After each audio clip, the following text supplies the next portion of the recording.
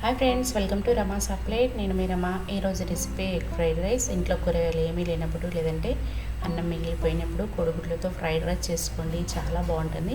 లేదంటే ఈవినింగ్ టైంలో కారం కారంగా ఏదైనా తినాలనిపిస్తుంది కదా, ఎగ్స్తో ఫ్రైడ్ రైస్ చేసుకోండి. ఎంతో టేస్టీగా యమ్మీగా కారం కారంగా ఉండే ఈ రెసిపీ యొక్క ప్రాసెస్ చూసేద్దాం.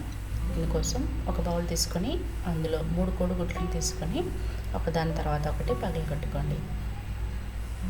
మీరు తీసుకునే అన్నంను బట్టి కోడిగుడ్లను కలుపుకోవాలి. నేను 3 కోడిగుడ్లు తీసుకున్నాను. ఈ మూడింటిని బ్రేక్ చేసుకొని స్పూన్తో కానీ, లేదంటే విస్కర్తో కానీ, లేదంటే ఫోర్క్ స్పూన్తో మొత్తం అంతా కూడా బీట్ చేసుకోండి. ఇలా బీట్ చేసిన తర్వాత ఇప్పుడు ఇందులో చిటికెడు ఉప్పు వేసుకోండి. ఫ్రై చేసేటప్పుడు ఇంకొంచెం యాడ్ చేస్తాం కాబట్టి చిటికెడైతే సరిపోతుంది. 1 టేబుల్ స్పూన్ కారప్పొడి, 1/2 టీ స్పూన్ పసుపు వేసుకొని మళ్ళీ ఒకసారి మొత్తం బీట్ చేసుకోండి. అది రెడీ అయిపోయింది. ఇప్పుడు స్టవ్ ఆన్ చేసుకొని ఒక ప్యాన్ పెట్టుకొని 2 టేబుల్ స్పూన్ల నూనె పోసుకోండి. నూనె వేడెక్కిన తర్వాత బీట్ చేసి పెట్టుకున్న కోడిగుడ్డు మిక్స్ని వేసుకొని సిమ్లో పెట్టుకొని ఫ్రై చేసుకోవాలి. కోడిగుడ్డు మిక్స్ వేసిన తర్వాత ఈవెన్గా స్ప్రెడ్ చేసుకొని మూత పెట్టుకొని ఒక 2 నిమిషాలు ఉడకనివ్వండి. నేను ఆమ్లెట్ లాగా చేసుకొని ఫ్రైడ్ రైస్ చేస్తున్నాను. మీకు చిన్న పీసెస్గా కావాలి అనుకుంటే చిన్నగా కట్ చేసుకోండి. ఒక 2-3 నిమిషాల తర్వాత రెండో వైపుగా తిప్పుకోండి. ఈ విధంగానే 2 వైపులా తిప్పుకుంటూ ఆమ్లెట్ను ఫ్రై చేసుకోండి. నేను పెద్ద పీసెస్గా చేసుకొని ఫ్రైడ్ రైస్ చేసుకుంటున్నాను. ఈ ఆమ్లెట్ రెడీ అయిపోయింది. దీన్ని ఒక ప్లేట్లోకి తీసుకొని చల్లారనివ్వండి. చల్లారిన తర్వాత మీకు ఏ సైజు కావాలంటే ఆ సైజులో పీసెస్ లాగా కట్ చేసుకోండి. నేను స్క్వేర్ షేప్లో కట్ చేసుకుంటున్నాను. చల్లారిన తర్వాత అయితే ఈజీగా కట్ చేసుకోవడం వస్తుంది కదా, సో చల్లారిపోయింది. ఈ విధంగా పెద్ద ముక్కలుగా కట్ చేసుకొని ఫ్రై చేసుకుంటున్నాను. ఇలా అన్ని పీసెస్ని కట్ చేసుకోండి.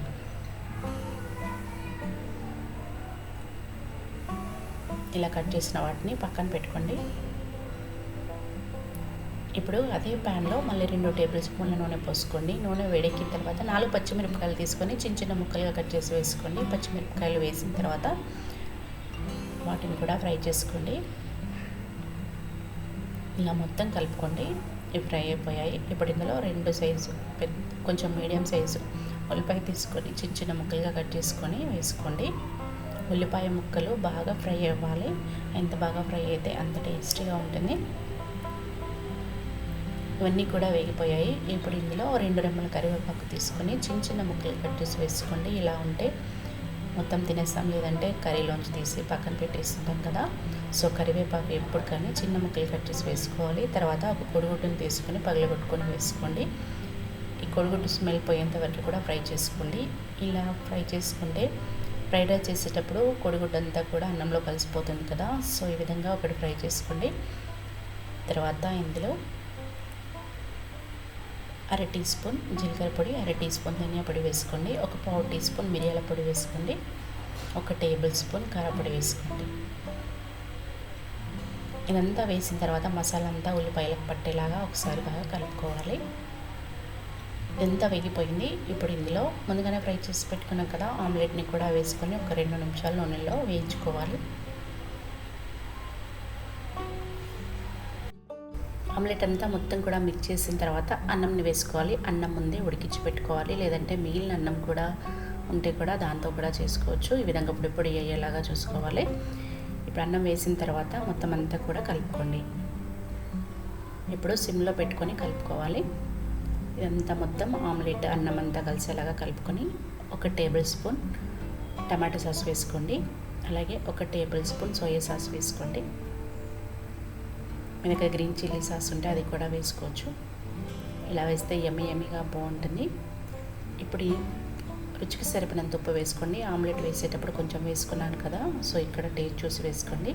తర్వాత తరిగిన కొత్తిమీర వేసుకొని ఒక 2 నిమిషాలు హై ఫ్లేమ్లో పెట్టుకొని మొత్తం అంతా కలిసేలాగా బాగా కలుపుకోండి. చూసారుగా 5 మినిట్స్లోనే ఎగ్ ఫ్రైడ్ రైస్ రెడీ అయిపోయింది. వేడివేడిగా తింటే ఎంతో బాగుంటుంది. అన్నం మిగిలినా కూడా ఈ విధంగా ట్రై చేయొచ్చు.